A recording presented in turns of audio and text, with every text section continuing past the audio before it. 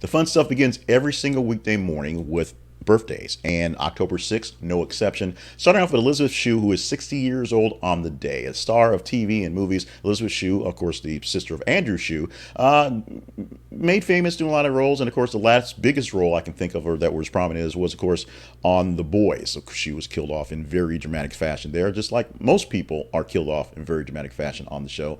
But Elizabeth Shue is turning 60 years old on the day, so many candles for her. Beautiful lady.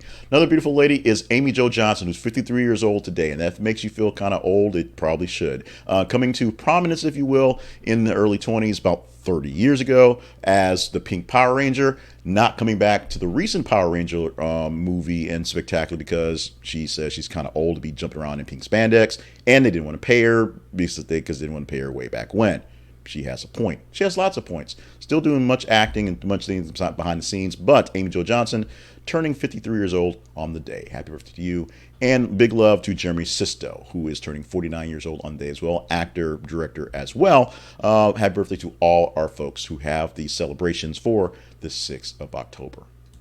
We now go to our history lesson for the morning. We start off going back in 1927. On this 6th of October in 1927, the era of talking pictures began with the opening of The Jazz Singer, a movie starring Al Jolson that featured both silent and talking scenes. Now, this was one that was kind of controversial to pick because The Jazz Singer also features blackface, which is not a great thing. But it's historic for what it is, the first talking movie, and it's also historic for what it is, a movie that does not really stand the test of times. Although listed as one of the greatest films of all time because of the nature of it being the first talkie, essentially the first big time opening talking picture, it does have its detractors, as it should. The story itself has its detractors, as it should. We are still going to mark the occasion on this day. In 1996, quite a leap away, the London tabloid The People reported reliable information that Elvis had faked his death in 1977. It was already information, but it was reliable coming from people, and run off with a secret lover named Maria, not Marie, Maria. Tabloids said Elvis had paid a dying man to have plastic surgery become his double. It happens to die at Graceland, which is explain why he was on the toilet, and be buried in Elvis's place. That, of course, 30 years ago. People still say he's alive.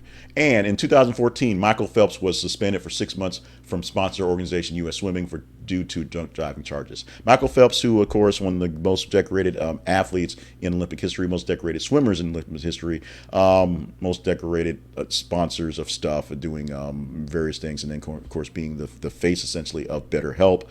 We're not a sponsor, but he has been for mental health crisis and people needing mental health issues, getting therapy that way. Michael Phelps had a bit of a bad turn, which sort of led to him straightening himself out, starting on this day in 2014. On this day, October the 6th, we are celebrating, oh yes, we are celebrating Plaidurday. Plaidurday. It's a platter day. It's a platter day. It's a platter day. What is Platter Day? Celebrate plaid. It's a holiday dedicated to the creation and fashion statement that is plaid. Plaid has had a significant impact in history and on today's culture as it's used to identify people in that plaid sort of lifestyle. And plaid things are usually kind of fuzzy and usually keep you warm and comfortable on those rainy and cold days. Today, not quite so rainy and cold. Getting there, not quite there, but October 6th is the day that we put our love and our plaid on for Plaidurday. So get your plaid out and celebrate yourself some Plaidurday today.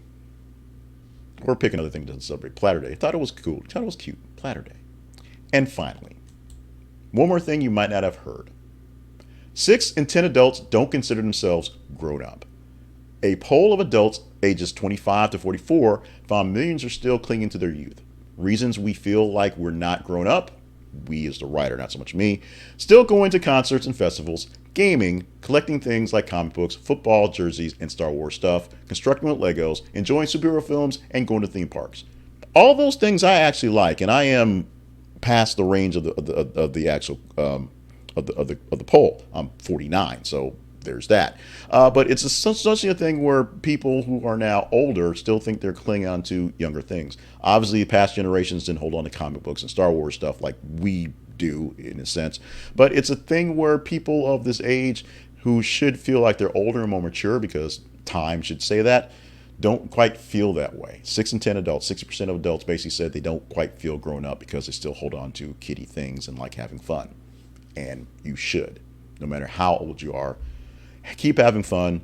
Hold on to a couple kiddie things to keep that fun going and enjoy yourself, because these days, some of them be dark.